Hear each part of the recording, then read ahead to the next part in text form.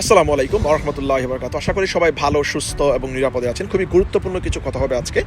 বন্দর ব্যবস্থাপনা নিয়ে সুপরিকল্পিত যে মিস ইনফরমেশন এবং ম্যানিপুলেশনের যে রাজনীতি বর্তমানে অব্যাহত আছে বাংলাদেশের মধ্যে, আপনারা জানেন। তার বিপরীতে খুবই সংক্ষিপ্তে কিছু তথ্য দিয়ে কিছু কথা এবং ব্যাখ্যা করার চেষ্টা করব।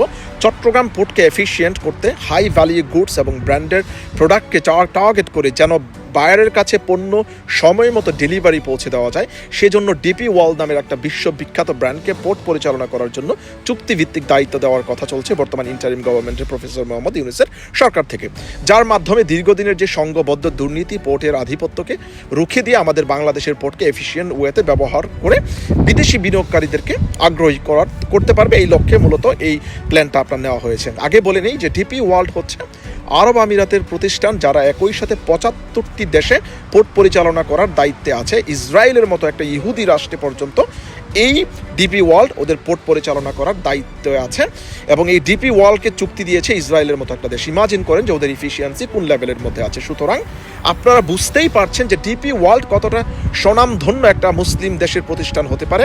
এর মাধ্যমে বাংলাদেশের পোর্টের যে দুর্নীতির বিশাল আধিপত্য আছে এগুলি বন্ধ হয়ে যাবে, এবং তাই একটি সুপরিকল্পিত প্ল্যান হচ্ছে এই চুক্তিকে আটকে দিতে।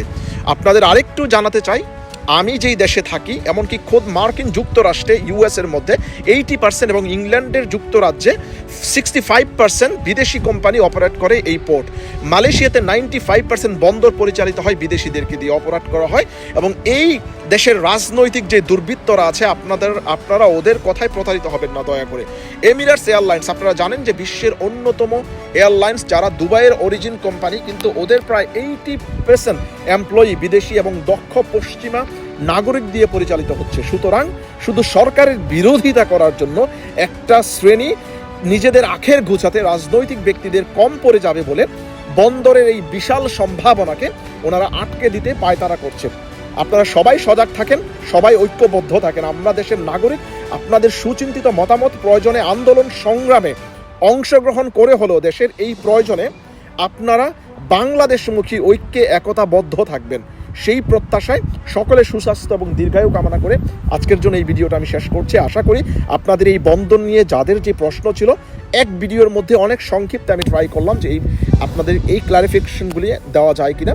এই বন্দর ব্যবস্থা যদি আমরা পরিচালনা করতে পারি চমৎকারভাবে, বিদেশিদেরকে দিয়ে যদি আমরা এফিশিয়েন্ট ওয়েতে বন্দর পরিচালনা আমরা করতে পারি, ইনশাল্লাহ আমাদের বাংলাদেশে অনেক জব ক্রিয়েট হবে, এবং আমরা যে হাই ভ্যালিউ যে গুডসগুলি আছে বর্তমান গার্মেন্টস ব্যবসায়ের মধ্যে, শুধু আমরা যে কম যেই লো প্রোডাক্টগুলি আমরা বিদেশে সেল করতে পারি, এইটা পরিবর্তন হয়েছে 50 বিলিয়ন যে আমরা আপনার বিদেশের মধ্যে আপনার ধরেন এক্সপোর্ট করি, ওই এক্সপোর্ট মার্কেট আমাদের অনেক লার্জ হয়ে যাবে।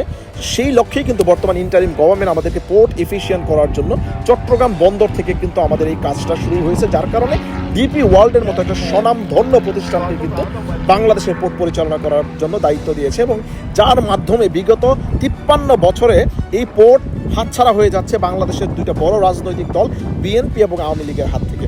এটা আপনারা ইমাজিনও করতে পারবেন না যে একটা পোর্ট পরিচালনার দায়িত্ব যদি বড় দুইটা রাজনৈতিক দলের হাত থেকে আমরা নিয়ে নিতে পারি, যে একটা পোর্টের দুর্নীতি যে কতটা বিশাল আধিপত্য সৃষ্টি করতে পারে রাজনৈতিক আপনার মহলের মধ্যে, এবং কতটা ইনফ্লুয়েন্স আপনার ক্রিয়েট করতে পারে। সুতরাং এটা খুবই গুরুত্বপূর্ণ একটা বিষয়। সিস্টেম সকলে ঐক্যবদ্ধ থাকেন, এবং এই পোর্ট পরিচালনার দায়িত্ব যেন আমরা অবশ্যই ডিপি ওয়ার্ল্ডের হাতে দেই। এটা যেন কোনোভাবে আমাদের এই বাংলাদেশের দুর্বৃত্তদের হাতে না পড়ে। যদি পড়ে তাহলে যে আগের মতো লাউ, সে আগের মতোই আমাদের কদু থাকবে। That's all for saying today. Thank you very much for watching the issue again in another video. Assalamu alaikum wa rahmatullahi wa barakatuh.